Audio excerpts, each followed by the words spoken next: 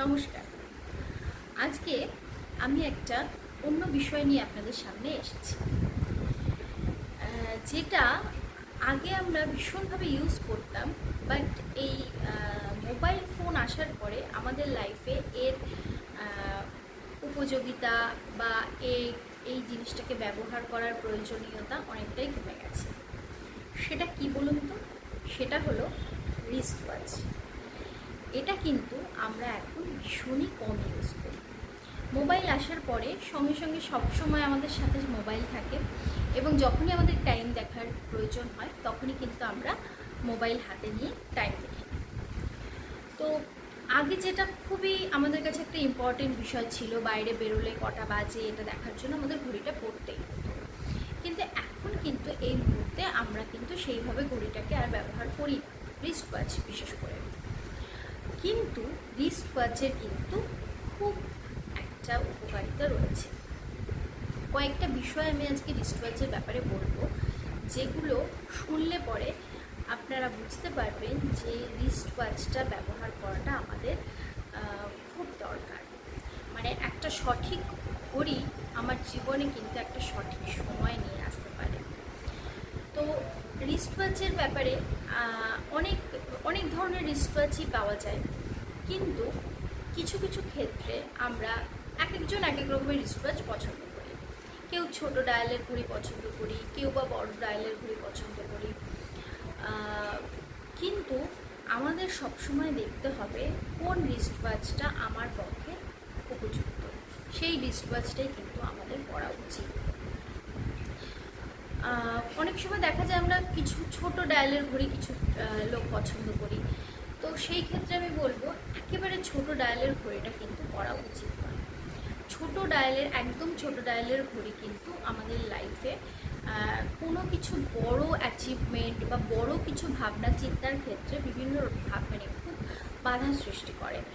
তো একটু বড়, আমি বলছি না যে এক্সেসিভ লার্জ, সেটা নয়, বাট একটু বড়, যেটা আমার হাতের সাথে মোটামুটি হাতটাকে জুড়ে রাখে, যেরকম এইরকম, এটা কিন্তু খুব একটা বড় নয়, মাঝামাঝি। তো এরকম ধরনের ঘড়ি কিন্তু আমরা ব্যবহার করতে পারি। এটা কিন্তু আমাদের সব দিক থেকে বেশ ভালো এফেক্ট দেবে। আর অবশ্যই ঘড়ি যাতে ঠিকঠাক সময় চলে, ঘড়িটা যাতে ঠিকঠাকভাবে চলছে কিনা, ব্যাটারি ঠিকঠাক আছে কিনা, সেগুলোকে তো আমাদের লক্ষ্য করতেই হবে। ঘড়ি যদি আমরা ইউজ না করি সেক্ষেত্রেও আমাদের দেখা যাবে যে চার্টে আমাদের কিছু ব্লকেজ তৈরি হয়, তখনই কিন্তু আমরা ঘড়ি পরা বন্ধ করে দিই। ওকে, যেরকম আমাদের মেয়েদের ক্ষেত্রে, যেরকম আগের দিন আমি শুক্রের রেমেডি নিয়ে বলেছিলাম যে শুক্রটা যদি খারাপ হয় তাহলে আমরা অনেক সময় অনেক কিছু ফেস করি, হেলথ প্রবলেম ফেস করি।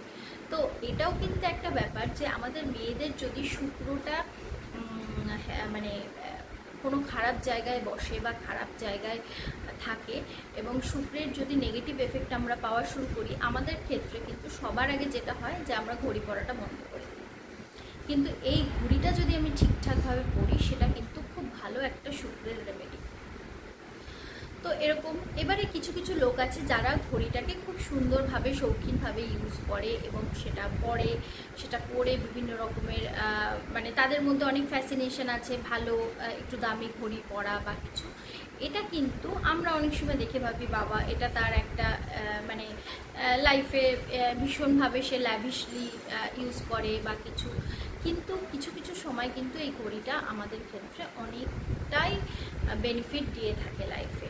এবং যেটা প্রথমে বললাম যে ছোট ডায়ালের ঘড়ি খুব একটা পরা উচিত নয়, এটাকে একটু অ্যাভয়েড করা উচিত। এক্সেসিভ লার্জ পরাটাও উচিত নয়, মাঝামাঝি ডায়ালের ঘড়ি এটা মোটামুটি ঠিকঠাক আছে।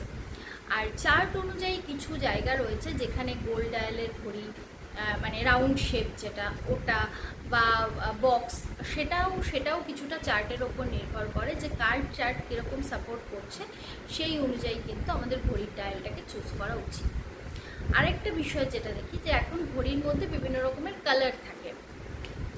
তো সেই কালারটাকেও আমি বলবো যে সেই কালারটা ইউজের ক্ষেত্রেও কিন্তু একটু আমাদের মাথায় রাখা উচিত। যেমন অনেক সময় ঘড়ির ভেতরে হালকা একটু রেড কালার থাকে, তো সেই রেড কালারটাকে কিন্তু কখনোই আমাদের ইউজ করা উচিত নয়, কারণ রেড কালারের ঘড়ি কিন্তু লাইফে ভীষণভাবে মানে একটু অ্যাঙ্গার ব্যাপারটা নিয়ে আসে, হঠকারিতা, এই ব্যাপারগুলোকে কিন্তু রেড কালারের ঘড়ি নিয়ে আসে।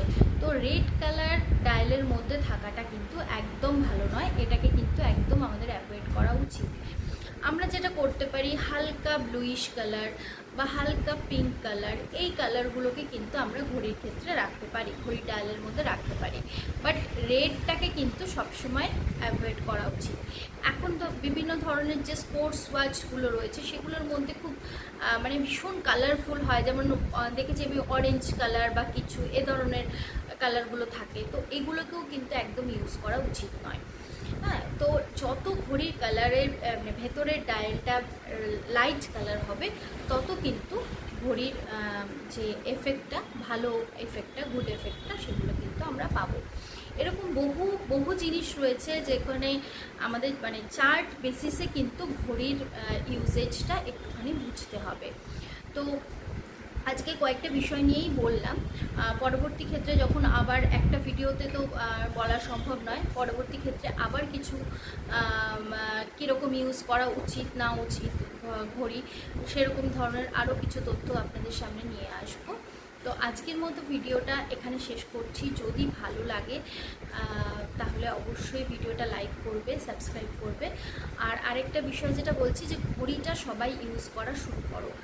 লাইফে ঘড়ির ইম্পর্টেন্স কিন্তু প্রচুর রয়েছে। মোবাইল আসার পরে যেটা আমরা একেবারে ভুলতে বসেছি, তো রিস্ট ওয়াচটা কিন্তু সবাই ইউজ করো।